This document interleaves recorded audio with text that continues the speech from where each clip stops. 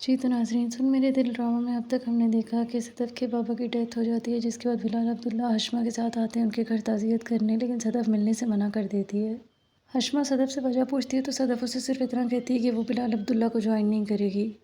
بلال صدف کی امی سے ملتا ہے تو وہ ان سے کہتا ہے کہ انہیں بہت زیادہ دکھ ہوا ہے مرزا صاحب کی ڈیتھ کا۔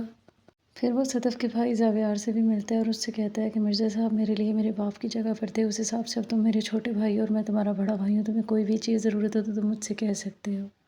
ہشمہ صدف سے وجہ پوچھتی ہے کہ وہ کیوں بلال عبداللہ کو جوائن نہیں کرنا چاہتی، کیا اس کے پاس بہت اچھی آفر ہے یا پھر وہ جاب ہی نہیں کرنا چاہتی، جس کے بعد وہ کہتی ہے نہیں مجھے جاب کی ضرورت تو ہے لیکن میں اس کو جوائن نہیں کر سکتی اور میں اس کی وجہ تمہیں نہیں بتا سکتی ہوں۔ زاویار بلال سے کہتا ہے کہ انہیں کسی بھی چیز کی ضرورت نہیں ہے، اگر انہوں نے کوئی چیز اس سے لی تو اس کی بہن اس پر بہت زیادہ غصہ ہوگی۔ اس کے باوجود بلال ان سے کہتا ہے کہ اگر آپ پھر بھی تم لوگوں کو میری کسی چیز کی ضرورت پڑے، کوئی بھی ہیلپ کی ضرورت پڑے تو میں تم لوگوں کے لیے حاضر ہوں۔ اس کے بعد وہ وہاں سے چلا جاتا ہے۔ اس کے جانے کے بعد صدف کی امی ناراض ہوتی ہیں کہ صدف ملنے بھی نہیں آئی، وہ اس کے باپ کی تعزیت کرنے آیا تھا لیکن اس نے بلانا بھی ضروری نہیں سمجھا۔ صدف زاویار سے پوچھتی ہے کہ بلال کیا کہہ رہا تھا، جس کے بعد وہ اس کو بتاتا ہے کہ وہ کہہ رہا تھا کہ اگر کچھ بھی ضرورت ہو تو تم لوگوں کو مجھ سے کہہ سکتے ہو، تو میں نے سوچا اس سے 5-6 کروڑ مانگ لوں، جس کے بعد صدف کہتی ہے ہمیں 5-6 کروڑ کیوں چاہیے، جس کے بعد وہ کہتا ہے ضرورت پڑ سکتی ہے۔ پھر صدف کہتی ہے کہ ہمیں اتنے سارے پیسوں کی ضرورت کیوں پڑے گی، جس کے بعد زاویار کہتا ہے میں تو مذاق کر رہا تھا، ایسے ہی بات کر رہا تھا۔ ان کے گھر سے نکلنے کے بعد بلال تھوڑا سا پریشان ہوتا ہے ان کے لیے اور وہ یہی سوچ رہا ہوتا ہے کہ وہ آخر ان کی مدد کیسے کرے۔ پھر ہشمہ کہتی ہے کہ وہ چاہ کر بھی ان کی مدد نہیں کر سکتے۔ ساتھ ہی وہ اسے بتاتی ہے کہ صدف بھی ہماری کمپنی جوائن نہیں کرنا چاہتی، جس کے بعد وہ سوچتا ہے کہ آخر وہ ایسا کیوں کر رہی ہے۔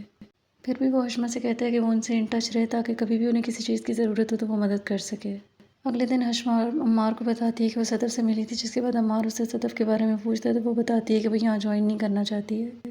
عمار سمجھتا ہے کہ وہ اس کی وجہ سے یہاں پہ جاب نہیں کرنا چاہتی، جس کے بعد وہ کہتا ہے میں جانتا ہوں وہ میری وجہ سے ایسا کر رہی ہے، جس کے بعد ہشمہ کہتی ہے اس کی وجہ تم تو بالکل بھی نہیں ہو۔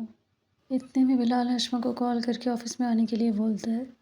صدف اپنے ابا کا فون آن کرتی ہے جو کہ کافی دن سے بند پڑا ہوتا ہے، وہ جیسے ہی چارجنگ پہ لگا کے فون کو آن کرتی ہے تو ان کو کال آ جاتی ہے اس کے نمبر پہ۔ وہ کال ریسیو کرتی ہے تو اسے پتہ چلتا ہے اس کے ابو کے کوئی دوست ہوتے ہیں، وہ پراپرٹی کا کام کرتے ہوتے ہیں۔ انہیں یہ نہیں پتہ ہوتا کہ صدف کے ابا کی ڈیتھ ہو گئی ہے۔ وہ ان کو بتاتا ہے کہ بھئی انہوں نے مجھ سے کال کی تھی اور کال کر کے اپنے گھر کی قیمت لگوانے کے لیے کہا تھا، جس کے بعد صدف کافی حیران ہو جاتی ہے۔ پھر ساتھ ہی وہ انہیں بتاتی ہے کہ ان کا انتقال ہو گیا ہے۔ پھر وہ اپنی امی کو بھی بتاتی ہے کہ ابا نے گھر بیچنے کی بات کی تھی اور اس کی قیمت لگوانے کی بات کی تھی، ابا گھر کیوں بیچنا چاہتے تھے، جس کے بعد زاویار بھی کچھ نہیں بولتا۔ صدف پھر سے ان کو کال کرتی ہے اور کال کر کے ان سے پوچھتی ہے کہ کیا انہیں یاد ہے کہ اس کے ابا گھر کیوں بیچنا چاہتے تھے، جس کے بعد وہ کہتے ہیں انہیں اسے یہ تو نہیں پتہ۔